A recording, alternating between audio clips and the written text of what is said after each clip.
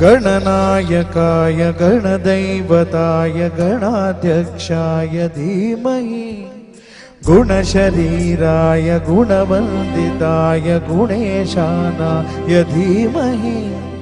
गुणाधीताय गुणाधीशाय गुणप्रविष्टाय धीमहि